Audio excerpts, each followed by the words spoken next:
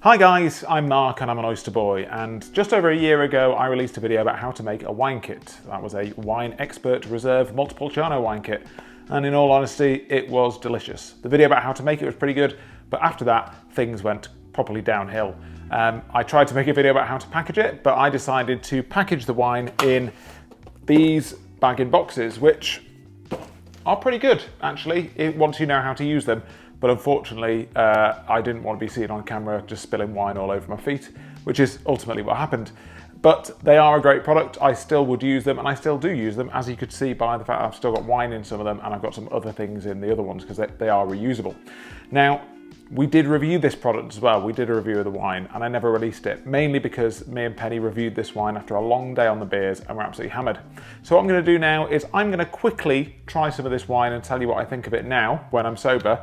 And then I'm going to go straight into mine and Penny's very drunk review of this wine. So I hope you enjoy that. But in the meantime, here's a glass and here is my bag-in-box full of wine. So this is the wine in the glass and it still smells great. Like I said, this has been in the box for about a year now. It still smells like cherries, plum, spices, and yeah, it still tastes great. It's so super smooth, really easy drinking. You can taste like a bit of, you can still taste the oak chips in there, tastes a bit like tobacco, definitely cherries and plums and really dark fruits. And it's a proper sleeper as well. It doesn't feel like it's 13% when you drink it. I mean, it feels like a big wine in your mouth. It's kind of like coats your tongue and stuff like that. It doesn't feel thin and watery, which I suppose is the worry from a wine kit sometimes. But it's deceptively easy to drink for wine that's 13%. So. Would I recommend making wine kits? Yes, I absolutely would. I probably should do it more. I don't really, I generally spend all my fermenting time making beers, but you know, I'm not really drinking as much wine as I used to, hence why I've still got this wine a year down the line. And that was like 27 bottles. Back in the day, that would have lasted me, you know, a couple of months and I would have smashed through all that. But yeah, the kit was easy to make, the output was fantastic, and it does keep if you package it properly. So yeah, check it out. And now I'm going to let you see the video of me and Penny absolutely hammered reviewing this wine. So cheers, enjoy. Hi guys, I'm Mark. I'm Penny. And we are the Oyster Boys, and today we are not reviewing a beer. Like we're the Vine Boys. We're the Vine Boys. So we're going to be doing a wine kit, which is in this box here. Not all of it. This is a quarter of the wine kit, I think, maybe. Okay, 4 litres. Yeah, so yeah. how many did you get? 5 litres. There's 4 on the box, but... Oh, well, this must be 20% of it then. It's a Winexpert Montepulciano wine kit. Italian? Yeah. Winexpert Reserve, and it has been great because I have drank a lot of it so far. Yeah. Not today, but I have been drinking today, clearly, as you can tell. Is this the last box? There is some more. You've got a box. I've got a box. Yeah. But we are going to see how this goes. So you've done a video already. Have you made? You've done a video already of how you've made it, you've fermented it, you've not bottled it, but boxed it. I've boxed it. Yeah. Boxing this wine was harder than I thought it'd be, or bagging the wine was hard. Yeah, because you put it in the bag and then you put the bag in the box. It was tough. Sorry, just bags of wine reminds me when a time in Australia we used to call it a goon sack. And we used to play a what? A goon sack. And you used to tie it to a washing line and you'd slap the goon, and then whoever it landed on would have to like drink a load of it. But they said if ever you go once you finished it, if you deflate it and keep it in your pocket, and then if you're out in water and you ever get stranded, you can blow it up, and apparently a radar can pick it up because it's tin foil and it can pick off the radar. So once you've drunk this, keep the bag, put it in your pocket just in case you fall in the River Dee. The goon sack. A goon sack. Well, the goon. I'm glad we all know what a goon sack is. So let's. You seem really disappointed with that story. Well, I mean, I didn't really know what was going on, but let's try this now. So with regards to notes, obviously you've not aged it in a barrel or anything like that, or? Well, no, because I own a barrel. What were you expecting in regards to?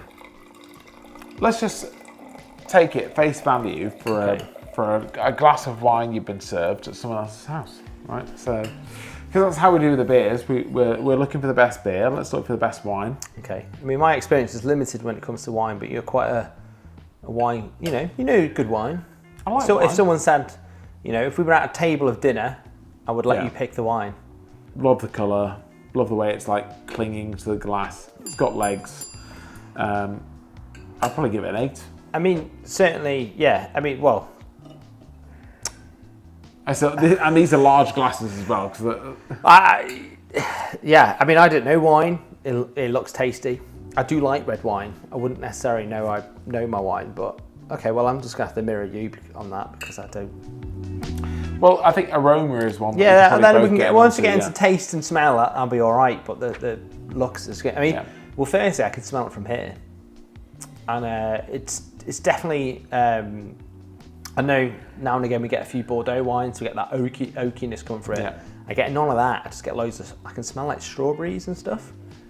Okay, That makes sense. Well, dive in full on, because I'm getting. Well, definitely strawberries, blackberries as well. I'm definitely getting oak as well. I know you said you're not, but I think I can definitely get the oak.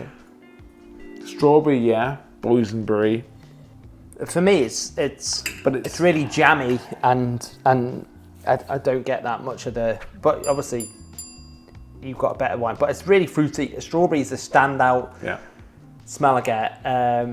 One thing I don't get sometimes when you drink really cheap wine, you get like is it like a vinegary? It's going to be acidic. I don't get that. It almost smells smooth, if that makes sense. Oh, nice. That's good. Yeah. Do you get what I'm saying though? Do you know when you buy, when you get a table wine and you smell the red wine, and it's a table wine, and you get a whiff and go, that's not going to be good. No, this one is. But you smell this and I go, it's going to be really fruity. It's going to be smooth. I'm looking forward to it. It's going to have lots of flavour to it. Yeah. Okay, so smell. 8.5. Okay, good. Should we try it? What about you? Going to give it? Oh, 9. Yeah, absolutely. Cheers. Cheers. Cheers.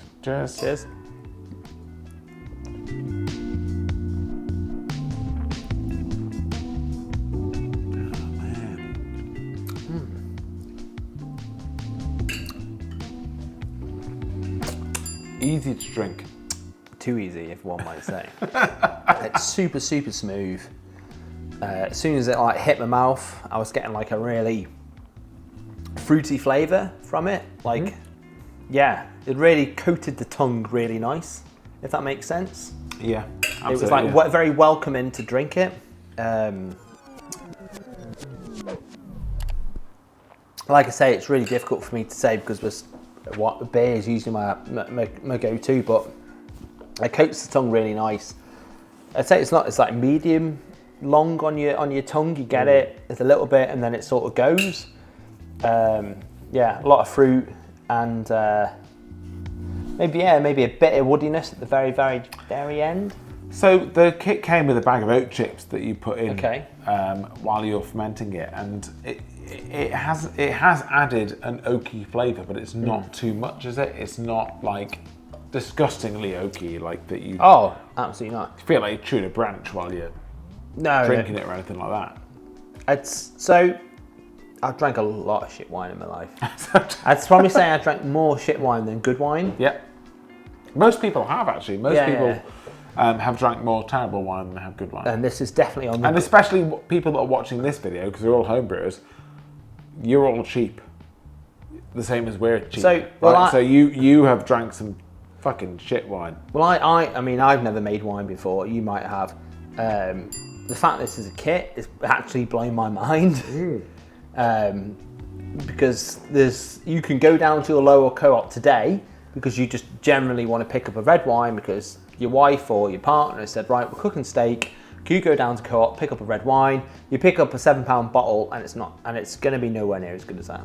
No, and that's the thing that absolutely makes me wild about this is that this was £81 for 30 bottles of wine. Okay, but do you get the bag experience?